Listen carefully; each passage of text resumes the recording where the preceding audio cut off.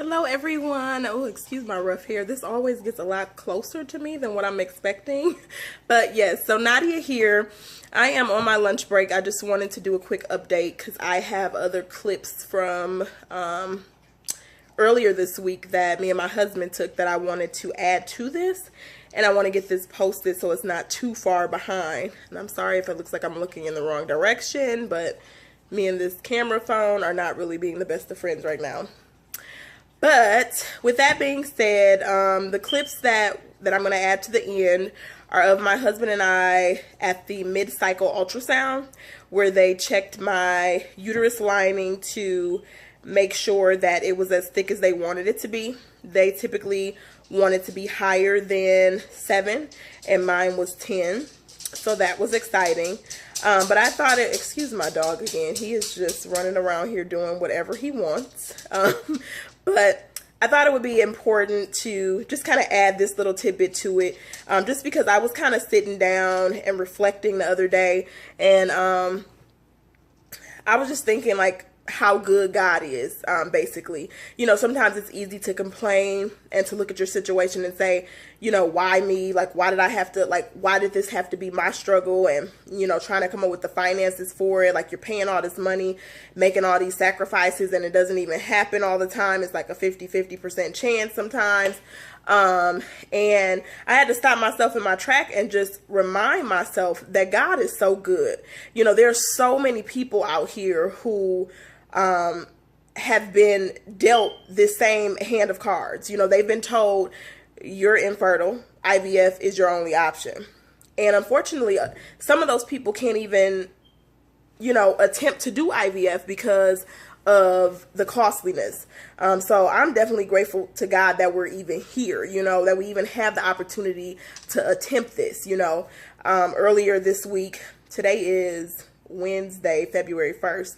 Earlier this week, Monday, which was January 30th, I came down with this cold, and I'm just like, oh my God, like it is so close to my transfer date. And I mean, it didn't seem just like, you know, like a regular cold, and that's probably why I sound kind of congested right now too, because I'm just now getting over it. But it wasn't like a regular cold either. Like I was literally in the bed, balled up, body aches, chills. Thankfully, I didn't have a fever, but I felt like crap. And I'm just like, oh my gosh, are they going to postpone this? Like, what's going to happen? And I start praying to my God, and I was like, Jesus, you know how long we have waited to do this transfer. Because again, our first fresh embryo transfer was in 2014. It is 2017, which is my year, by the way. But I'm like, Lord, you know how long we waited to do this transfer. And now I'm going to be sick and they're going to try to push it back. I'm like, Jesus, send me your healing power. I claim my healing in the name of Jesus.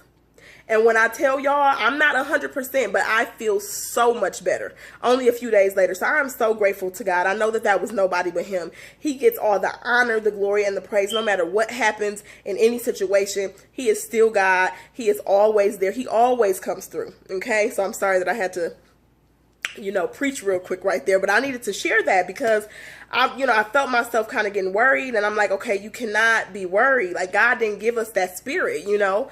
So I prayed it off, and I said, devil, I rebuke you in the name of Jesus. And God definitely came through. So again, I'm just so grateful to him, and where we are with this process. Again, we give him all the glory, the honor, and the praise. So I'm excited for what's to come. Again, you'll see the clips at the end that kind of says where we are. And transfer day is soon. And the clips will tell you the exact date. So we'll definitely do some filming then and keep you guys updated with that as well. One last thing that I was going to add is these symptoms from these hormones. Like, I wasn't a skinny girl, prior to, but I wasn't, you know, morbidly obese or anything like that either. But when I tell you, I feel so bloated. My pants are fitting tighter. My face looks fatter. I'm just kind of like, Lord, have mercy. Like, a baby needs to come from this. It's like you put your body through so much, and it's like, okay, if a baby comes from it, great. But otherwise, I really don't know that I like feeling like this. But like I said, in any case, I'm just grateful for the opportunity, so I definitely won't complain. But thank you guys for watching and following my story thus far. Thank you for your comments. Thank you for your likes. Please feel free to comment, like, and subscribe on this video as well, as we will be coming with more updates. And I'm going to hurry up and get back to work, because this was just supposed to be a short lunch break. So, alrighty guys, talk to you later. Bye. Hi, hubby. Hey. So we're here for our mid-cycle ultrasound, waiting for the doctor to come in, for them to look at the lining of the uterus to make sure that everything is the way it should. So we're waiting patiently. So yeah.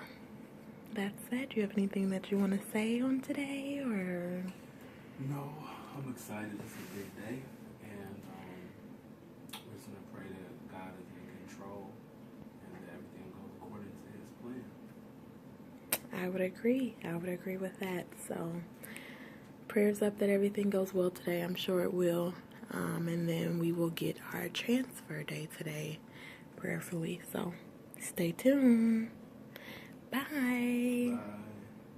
Next week. So we got exciting news. We just left the doctor and we had our ultrasound, and the lining and everything was great. They said that they wanted it to be at least seven or more, and mine was like 10.5 or something like that. She said over 10.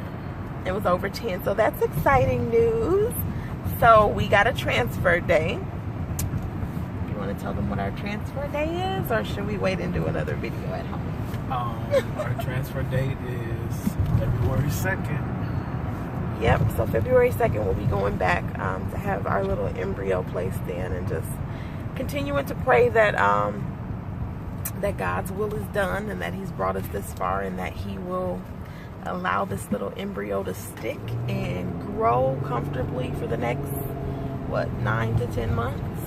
So and the nurse was like, go to church this weekend. She's like, yep, you guys make sure you go to church. And I'm just kind of like, yeah, we kind of already do that every Sunday, or at least we try to. But yeah, that was funny. She was hilarious, but she said she was praying for us, so that made me feel good too. That was exciting to hear that, you know, she had us in her prayers and stuff. So you all keep us in your prayers as well, and we will keep you posted with any new updates.